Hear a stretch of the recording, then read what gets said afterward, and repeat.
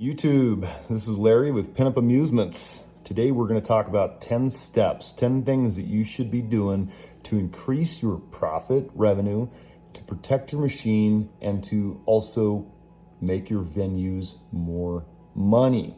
10 steps for your pinball route business. If you're a current router, then this would probably be very beneficial to you. If you are an upcoming router, even more beneficial.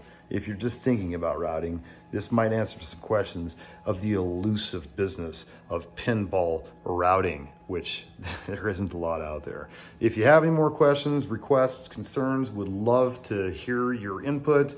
If you're an operator and you don't agree or you do something different, please chime in. We'd love to hear it. And without further ado, please enjoy the video.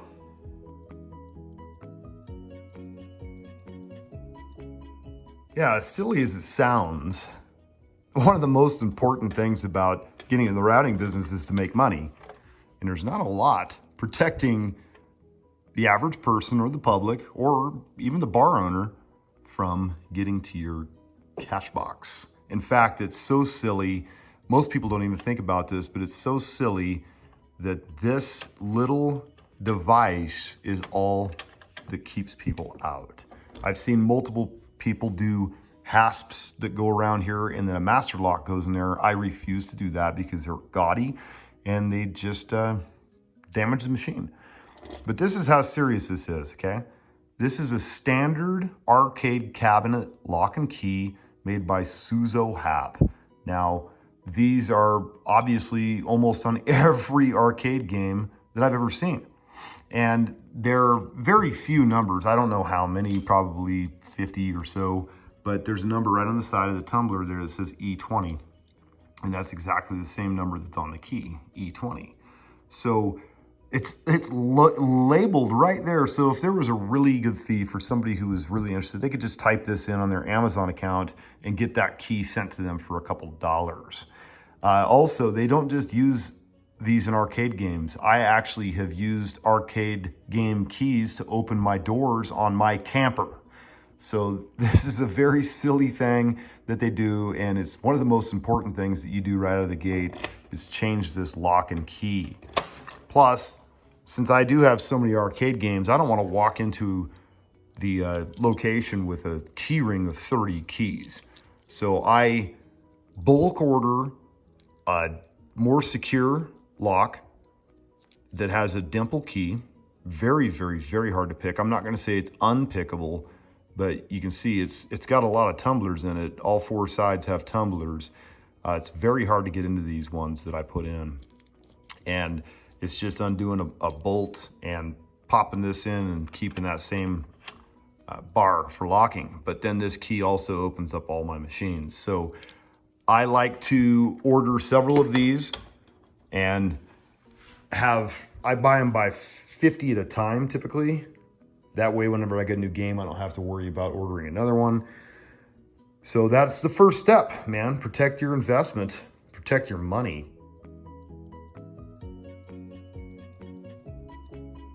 Okay, why are we even looking at being a routing guy? Why are we even gonna be an operator? I tell you why. What it all boils down to. Yeah, we might love pinball, but we really love money. Money.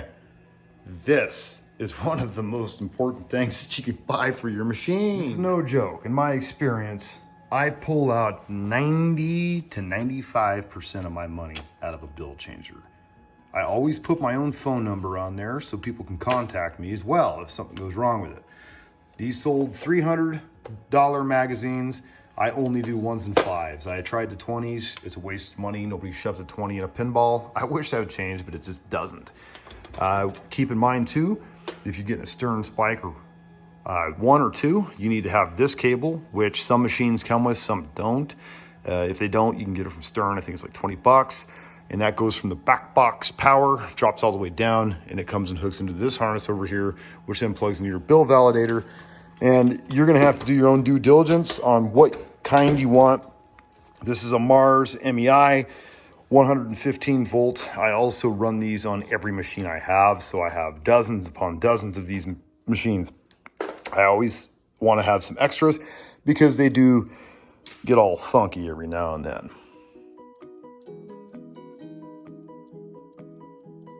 Okay, now when it comes to protecting your game, it is paramount. I mean, you want to be able to sell this game when you're done. You might not keep it forever, you might. That's your call. The biggest thing that you can ever do to your game is install a playfield protector.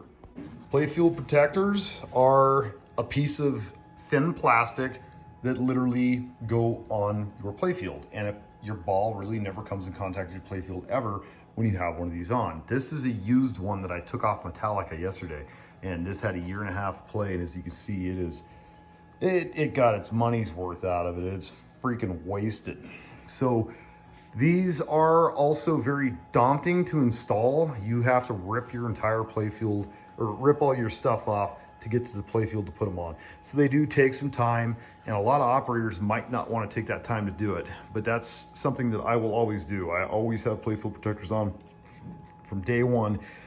I put these on right out of the gate. Worth its weight in gold. I get these from Coin Taker, and they're about $100. They take about, I don't know, anywhere from 2 to 8 hours, depending on how technical your machine is. I could do Metallicas in about 4. Iron Maiden, I'm expecting to do in about 4. Guns N' Roses will probably take me about 8. And I also take this time period to do the other modifications that we are discussing right now. So protection, just think of it as a giant condom for all those disgusting balls.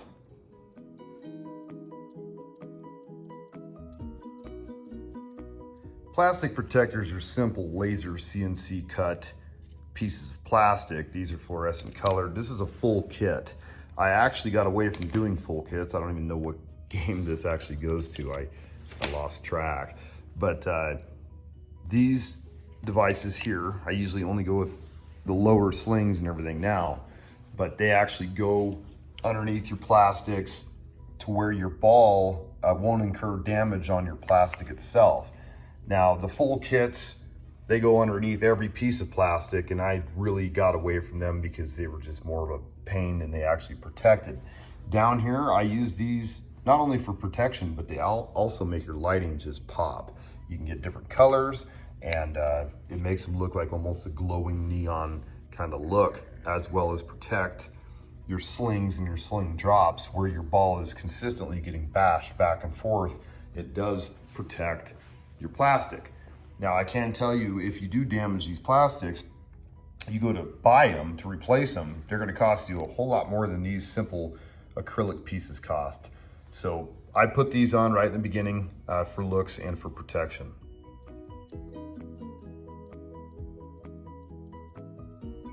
One of the biggest things on a game and its playability is the rubbers. Stern, love them to death, but they're a business just like anybody else. They put the cheapest rubber that they can find on their machines. They all do, not just Stern. This is a huge upgrade. It's one that needs to be done. By upgrading your rubber, not only does it make your game stand out and look much better, but it plays so much better. This is a poly rubber, where that's a natural rubber. Cheap, cheap, cheap. Not as cheap, well worth the money. When you change all of your rubber out to a poly style rubber, you'll see that your ball stays cleaner because your rubber doesn't break down as fast, which keeps your entire game running better because it's not leaving debris and black stains and everything else that all comes from your rubber.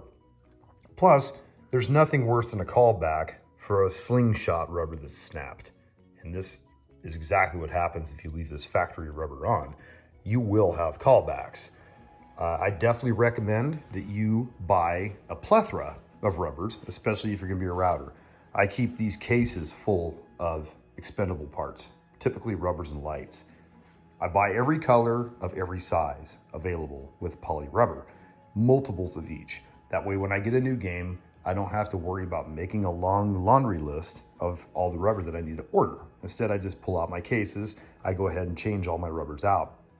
And the organic rubber that I pull off, it's probably still usable. You can put it in a box and save it. Might pull you out of a bind. I have a couple boxes like that, but nowadays I have so much rubber laying around, I just throw them straight in the garbage can.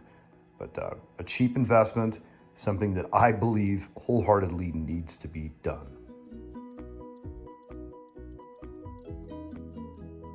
Something that people might not really remember. We are in business, and that means that we will most likely have competition. There's a way around this. You have the best game that you can possibly have. And when it comes to pinball, they're all the same, unless you change it. One of the biggest upgrades, the biggest investments for playability on the game to make it fun and really unique is a shaker motor. Anybody who's played a pinball with a shaker motor compared to without, they know that. Now, not all shaker motors are created equal. Make sure that you're getting a good quality shaker motor, one that is approved by the manufacturer of your pinball game, because the really cheap $40 ones, they're just not, and they're a waste of money.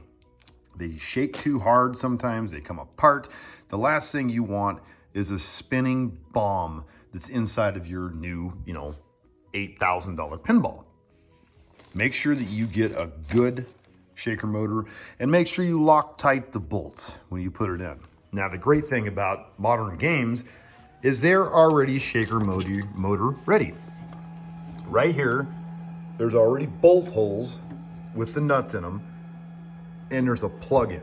You literally just plug it into this board, bolt it in, and then you come into your settings and you activate it.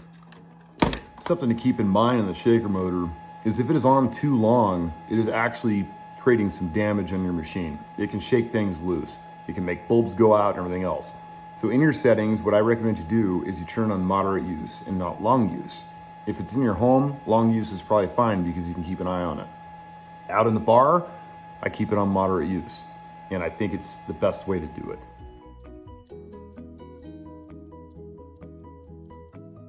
Camera action. Doesn't sound right?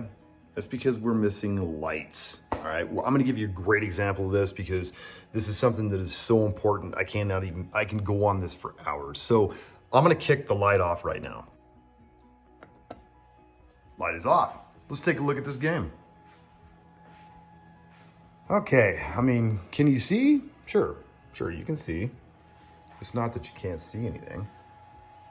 Back here is really well lit. Up front, not so much. Now let's kick the rest of the lights off. Let's just see how well this works. Now we're in a bar right now. It's dark, people are running around shaking their butt and everything else, and you're trying to play pinball. Now how the heck can you see a ball with this? Now actually, I think the camera's showing it lighter than it really is. This is a modification that has to be done with this game. Not all games are this way. Not all games are this way. This game is well lit. This one is not. And I blame it on Stern being cheap asses. They don't even put freaking spots on these anymore. Whatever the reason may be, I don't know. But you need to fix it, because I have had more complaints from people who play games that are dark than any other thing. They're like, I really like that game, but I can't see the ball. I can't follow the ball.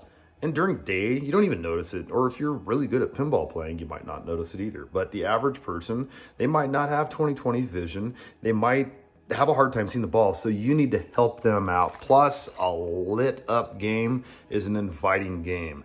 Once again, you gotta make this thing sexy. It has gotta be the hottest thing on the block because people are putting their money in it. They want something sexy, and you need to bring that money in. That's how you do it. You can buy simple light kits all over the internet. I use Comet Pinball. I use Pinball Life. There's plenty of places to get these. You can pretty much do anything you want. These are LED matrix that you can put underneath your pinball studs. You can put in ball drop lights. You can put in these flex, really cool flex lights to focus your light wherever you might want it. I recommend getting a plethora of lights like I do, and I modify every game. These are 1 watt magnums, I think they're called. Yeah, the 1 watt magnum. They come in every color. They're great for spots and floods. So I recommend changing your lighting at least once a year when you do your shop. Change the colors of it, change the GI to orange, green, blue, whatever goes with the game. because it makes your game appear fresh again. When you have your game out for a year, it's the same people who were seeing it over and over. That might not be your case, but that's my case. You need to make it pop once again. You need to make it hot again. You know, it needs to put on a new bra. And how I do it is I add new colors. Like this. See, you can see on the Metallica, I put purple passions underneath the sling drops. I put red on the bottom and I put blues on top because it kind of gives you that color. I changed the spots to red. And it adds a whole new element to this game that was already great, but I needed to give it a facelift. And I do that almost once a year, or if I just feel like I want to shake stuff up. While we're on the topic of a machine being sexy, what does anything sexy love to have in front of them or beside them? A mirror. A mirror. And let me show you sexy. So, you know, that's a sexy black box, right? Wrong. That is a very ugly black box cabinet. Makes me look like I'm looking in a shoebox. One of the things about pinball is it's fascinating. People want to play this game because they're like, whoa, that looks like something that's just amazing. And they are. It's incredible engineering. However, we need to make it look better. We got to be better. And nothing gets better than this right there. Now look at the depth that adds. It almost makes your game look like it's endless. Why is this important? Because when you're walking by a machine, you're not really looking at the top. You're looking at the back box. But when you're walking by and it's got mirror blades, you can't help but look inside of that machine. It adds so much depth.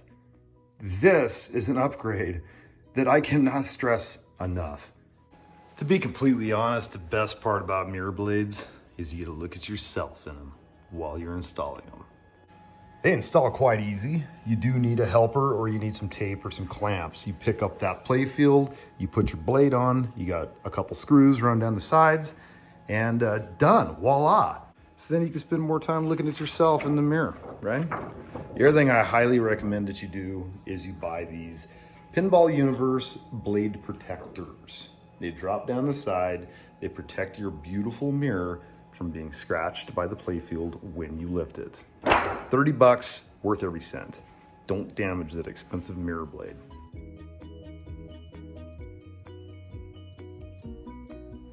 Something that is unknown to a lot of operators is tournament mode. Tournament mode is built into Stern's machines, but it doesn't have the button. And people who are pinball players look for tournament mode. They go to bars that have tournaments. And all of my Stern machines, since it's built in and it's as simple as just adding a light, they all get the tournament mode button. When you first get the machine, it has a plug. You have to pull that plug out. You install Stern's tournament mode button, which I usually get from Pinball Life, or you can get them directly from Stern. And then the harness is already in there. You need to just plug it in. I always solder a resistor on, so my lights are crisp. And then you turn on the tournament mode in your settings, in the actual game itself. There's two different kinds of tournaments. There's high score and there's bump and win. In my experience, I've had better luck with bump and win because it lets anybody get involved in the tournament and make the board. And I'm gonna do an entire video on tournament mode in the near future. But you have to put the button in. So I put the button in right away on all my games. I don't always put a tournament on, but some bars always have a tournament going and I rotate the machines and I want all of my machines to be tournament ready. I actually have a header that I've custom built that has instructions for tournament mode for a postcard that somebody can grab and look at. Number 10 is not a specific thing to get in general, but is what it is exactly game specific protection pieces, airball modifications, whatever that might be. If you don't understand what I'm talking about, you need to look your game up that you are specifically going to put out and make sure there's no known issues. And what I mean by known issues, for example, Metallica. I keep going to Metallica because it's in my house. I just did this one yesterday. And the airball modification is a piece of plexiglass that goes right over top of Sparky's shoes. The reason why that's there is because a lot of the times the magnet will throw so much power that it'll throw it against Sparky's boots and it'll fly up and it can get stuck somewhere else on the playfield, or it can just do damage in general to your game. So that's a game-specific protection part. Another thing is Cliffy protectors. If you don't know what a Cliffy protector is, that metal ring that's around the mystery scoop right there, it looks factory, but it's not. That is an added part that's called a Cliffy protector. And without that, that ball will start wearing on your playfield, chipping it and everything else, and it'll just, look bad. So Cliffy protectors are needed as well, but not every game. For example, I don't have any Cliffy protector at all for Iron Maiden. I'm sure they make them.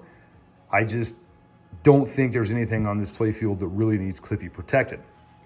Game troughs, a lot of the times that Cliffy protection is required. I have put those on almost every game, and I have had problems with almost every one of those too. The ball, for some reason, likes to get stuck. If it comes out of the trough and it goes too high up, it'll land on the top of that Cliffy and it won't come down. And then, people can't flick it because it's stuck too high. I have actually had callbacks on that, even though it's a matter of just shaking the machine a little bit and it would drop. So game-specific modifications maybe last, but it's far from least. That is very important. Some games just have to have some modification parts on them to make them play better and to keep your callbacks to a minimum. So I highly recommend that you get your ass on pin side and you see if you have any problems with your games from what everybody else is talking about. Wow, well, that pretty much wraps it up. I do want to note that I have not been paid whatsoever by any of the people and companies that I've mentioned in this video. I wish I was. I wish they were giving me money to sell their pin blades and to sell their playfield protectors, but I have not had any compensation whatsoever. I am doing this solely on my own accord. So what I say is my experience, and I appreciate you watching the video, and good luck with your routing business or thinking about starting one. Good luck with whatever it may be. If you have any questions, comments, or anything, please put it down below. Until next time, Pin Up Amusements is out.